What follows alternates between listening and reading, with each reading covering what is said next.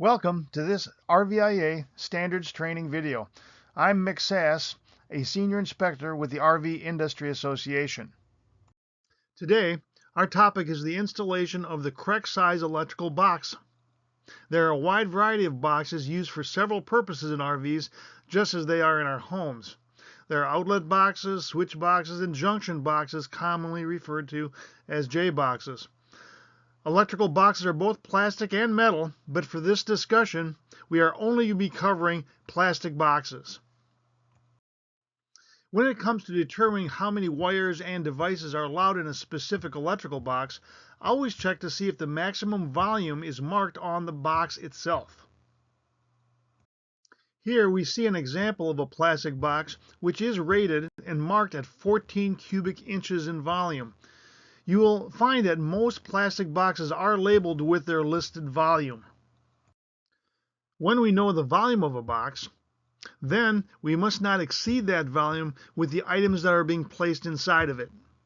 Wires are assigned a specific volume as seen here.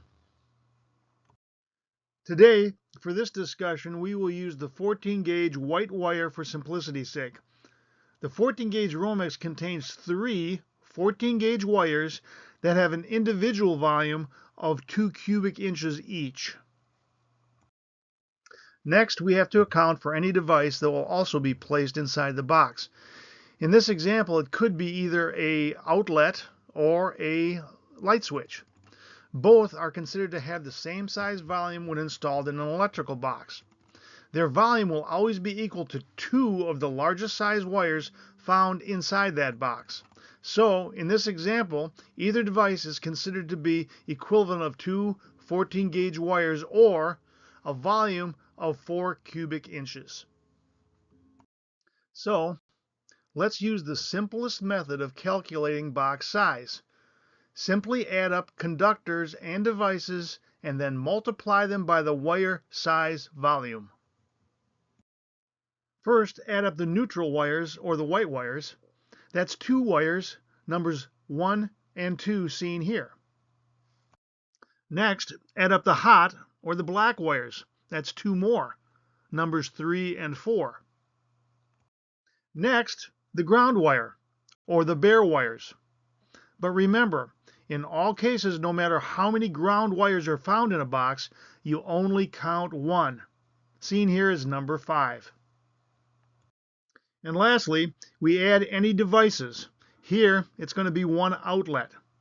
Remember that devices always are counted as 2 wires of the largest size wire found in that box. So in this case, we add 2 number 14 wires to the volume being installed.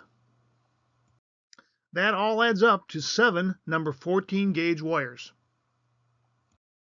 The last step is to multiply the 7 wires by the assigned volume of 2 cubic inches. This gives us a total of 14 cubic inches of wires and devices. Since the box is marked at 14 cubic inches and the volume of the content matches and does not exceed the box size, this is an acceptable box for the device and the number of wires. Thanks for watching this RV Industry Association training video on electrical box sizing.